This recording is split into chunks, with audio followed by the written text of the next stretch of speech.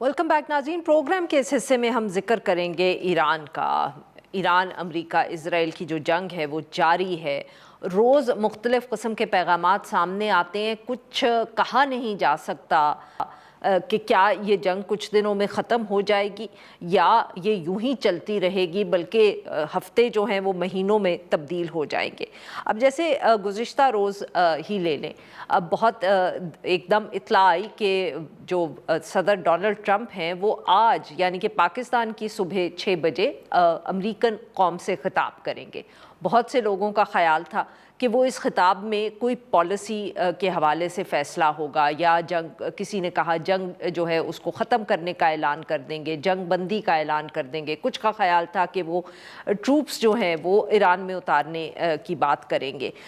मगर वो जो ख़िताब आया ओवल ऑफिस से, वो ख़िताब आया मगर उसमें कोई एज सच हम ये नहीं कह सकते कि नई बात हुई। सदर ने एक दफ़े फिर ये कहा कि अगर ईरान ने डील कबूल ना की तो उसके पावर प्लांट्स पे हमला करेंगे। उन्होंने कहा कि अगले 2 से 3 हफ्ते में ईरान पर इतना शदीद हमला किया जाएगा कि हम उसको पत्थर के दौर में पहुंचा देंगे। इसके साथ साथ ट्रंप साहब ने अपने जो सारे इत्तेहादी हैं मिडल ईस्ट में, उनकी भी बहुत तारीफ़ की, चाहे इज़राइल हो, सऊदी अरब हो, कतर हो, मुत्तहिदा अरब अमीरात, इन सब का जिक्र किया। तेल की कीमतों का भी जिक्र किया। जो यूरोप में उनके इत्तेहादी हैं उन पर बहुत शदीद तनकीद की। तो ये एक बहुत दिलचस्प एस्पेक्ट भी हम कह सकते हैं इस जंग का कि एक तरफ जहाँ लग रहा है कि जो पुराने इत्तेहादी थे अमेरिका के, चाहे वो जो यूरोप में हैं, उनसे दूरी होती चली जा रही है। बल्कि एक मौके पे तो सदर डोनाल्ड ट्रंप ने ये भी कहा कि वो नेटो को छोड़ सकते हैं, क्योंकि जब उन्होंने ये दरख्वास्त की, हम यह कह सकते हैं कि इस ख्वाहिश का इजहार किया कि नेटो के ममालिक और जापान जैसे जो इत्तेहादी हैं वो आके मदद करें अमेरिका की स्ट्रेट ऑफ हॉर्मुज़ खोलने के लिए, तो कोई भी राज़ी नहीं हुआ। तो दूसरी तरफ मिडल ईस्ट को जहाँ देखें तो वहाँ भी अब सवालात खड़े हो रहे हैं कि क्या इस जंग के बाद जो बहुत से गल्फ़ की रियासतें हैं वो अमेरिका के और करीब आएंगी या दूर हो जाएंगी। कितनी इंस्टेबिलिटी आ सकती है इस सारे ख़ित्ते में इस जंग की वजह से और इस जंग के बाद। सो पाकिस्तान का भी ऑब्वियसली रोल है इस सारे हवाले से, जो वो कोशिशें कर रहे हम देख रहे हैं हुकूमत की कि कोशिशें हो रही हैं कि अमेरिका और ईरान के दरमियान कोई बात आ जाए, बात हो जाए। तो इस सारे मौजू पे गुफ्तगू करने के लिए आज हम मौजूद हैं डॉक्टर आदिल नजम साहब, ये माहिर हैं बैनुल अक़वामी अमूर के। Welcome to the show doctor साहब। डॉक्टर साहब, कुछ तो हम कह सकते हैं पुराने इत्तेहादी जो हैं वो दूर हो रहे हैं एक दूसरे से, मगर क्या कोई नए इत्तेहादी आपको बनते हुए भी नज़र आ रहे हैं? दुनिया में बहुत तब्दीली हो रही है sir, other than the Iran war और because of the Iran war. जी बहुत शुक्रिया। जो तो पहले बात आपने की तकरीर की, तो इन अ वे इस वक्त मेरे ख्याल में जो आप कह सकते हैं उसके बारे में अमेरिका में भी ज़्यादातर तर्जीह आई है कि ये एक तरह से बेवजह तकरीर थी, एंटिसिपेटेड थी कि शायद इसमें हमें कोई हिंट मिले। डोनाल्ड ट्रंप साहब से सीधी बात तो कभी नहीं मिलती, लेकिन हिंट मिले किसी किस्म की कि वो कहाँ जाना चाह रहे हैं। लेकिन सवाए इसके कि कुछ ट्वीट्स जो वो पहले कर चुके थे उसको रिपीट किया गया। इसमें एक तरह से ये वो तकरीर थी जो 5 हफ्ते पहले, अमूमन जंग शुरू करने से पहले इस किस्म की तकरीर होती है, जिसमें थोड़ी सी बॉम्ब बास्ट होती है, थोड़ा सा आप सेट कर देते हैं अपने टारगेट्स वगैरह।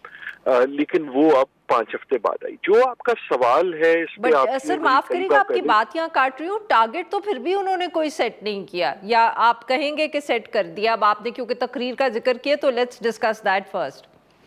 नहीं, लेकिन इन द सेंस के एक जनरल किस्म का उन्होंने वो देखे ना टारगेट अपने, उन्होंने एक रीडिफाइन किया कि जी वो रिजीम चेंज तो हो चुकी।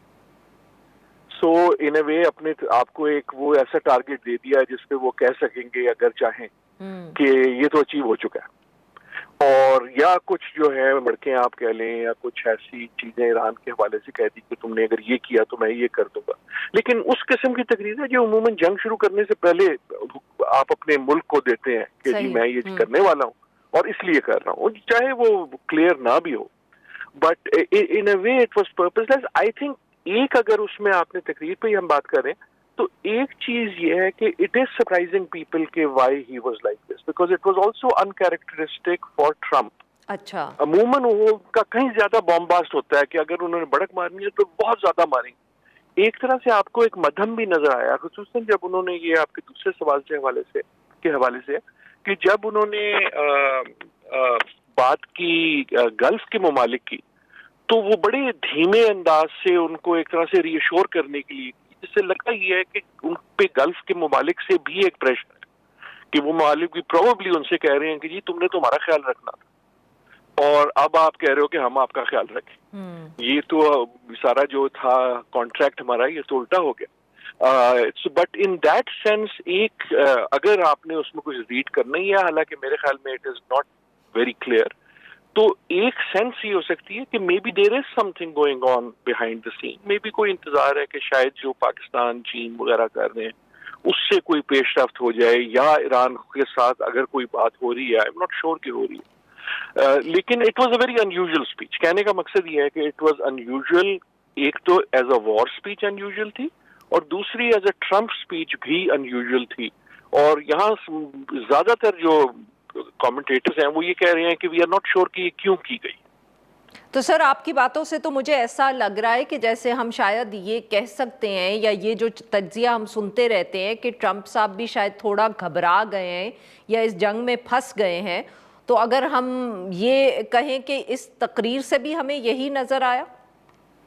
آئی تھنک ہاں, گھبرانے کا میرے خیال میں ٹرمپ صاحب کی کیبلری میں لفظ نہیں ہے, بوکھلا تھوڑے سے ضرور گئے, کیونکہ اب تو وہ کھل کے کہتے ہیں کہ یار میرا تو خیال تھا 2 دن میں ختم ہو جائے گی اور میں تو سرپرائز ہو گیا ہوں. تھوڑے سے وہ میرے خیال میں عمران سے امپریس بھی ہو چکے ہیں. لیکن جو لفظ اصلی میرے خیال میں کیپچر کرتا ہے میری نظر میں, اٹ سیمز کہ ہی از بورڈ ود ایران. اور یہ بڑی ڈینجرس بات ہے کہ اتنی بڑی جنگ شروع کر کے جس کا ان کا خیال یہ تھا کہ میں جاؤں گا شاید وینزویلا کی طرح یا کچھ تھوڑی سے میں جہاز شاز بھیجوں گا اور وہ خود ہی سیدھے ہو جائیں گے, سب لائن پہ آ جائیں گے. اب اگر آپ ٹرمپ صاحب کی پریس کانفرنسز دیکھیں, ان کی دوسری تقریریں دیکھیں, بلکہ اس تقریر میں بھی وہ ان کا کہیں پریفرنس یہ لگتا ہے کہ کسی کو کوئی اور بات کرو یار. جی ناظرین, یہاں پہ لیتے ہیں ہم ایک چھوٹی سی بریک.